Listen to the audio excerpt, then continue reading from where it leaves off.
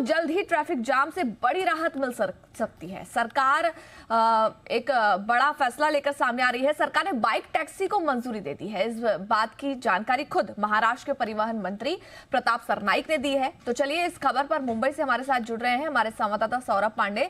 सौरभ, अच्छी खबर है मुंबई करों के लिए, बाइक टैक्सी को मंजूरी मिल गई है। कब से यह सेवा लागू होगी?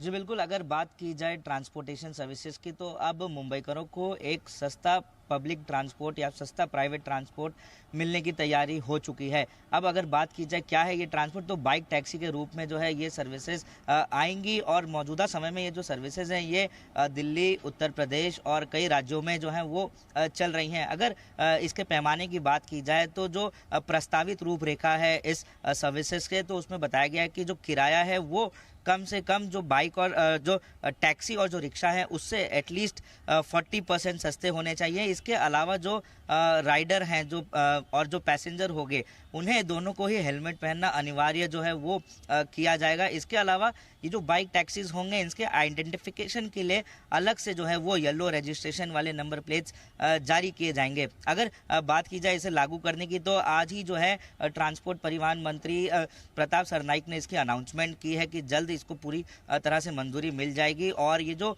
चीज़ें हैं ये 100 वर्किंग डेज एजेंडा की रही हैं। तो इससे जो आम नागरिक हैं सबसे बड़े पैमाने पर जो है कॉस्ट एफिशिएंट होगी ये बाइक टैक्सी। अगर हम बताएं आपको एग्जाम्पल के रूप में, तो अगर आपको चर्च गेट से बोरीवली की तरफ जाना है जहां पर कैब से लगभग 1200 से 1500 रुपये का किराया होता है, वहीं अगर आप इस बाइक टैक्सी का जो सर्विस है वो यूज़ करेंगे तो वो करीब 450 से 500 रुपये के आसपास होने की संभावना है। हालांकि अब जो है ये प्रस्तावित नियम है, जैसे ही इसके रेगुलेशंस को मंजूरी मिल जाएगी तब जो पूरी रूपरेखा है वो उभर कर आएगी कि किस तरह से इसके फेयर होंगे राइडर्स के लिए और जो पैसेंजर्स हैं उनके लिए किस तरह के नियम बनाए गए हैं। और जो आगे की चीज़ें हैं जैसे कि हम कई बार देखते हैं कि जो राइडर्स होते हैं, जो कैब वाले होते हैं, वो जो हॉस्पिटल्स होते हैं या स्कूल्स होते हैं उसे उस तरह के लोकेशंस पर, जो एसेंशियल लोकेशंस है वहाँ पर जाने के लिए मना कर देते हैं। लेकिन जो ड्राफ्ट वाले नियम है उसमें बताया गया है कि किसी भी तरह के जो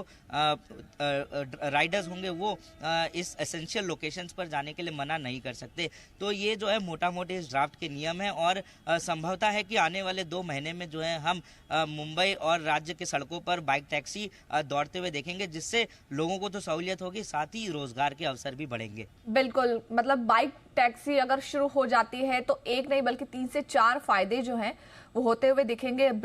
जो रोजगार तो मिलेगा ही, साथ ही कई बार ऐसा होता है कि कुछ लोकेशन में टैक्सी नहीं मिल पाती, ऐसे में बाइक टैक्सी काफी ज्यादा महत्वपूर्ण भूमिका निभा सकती है।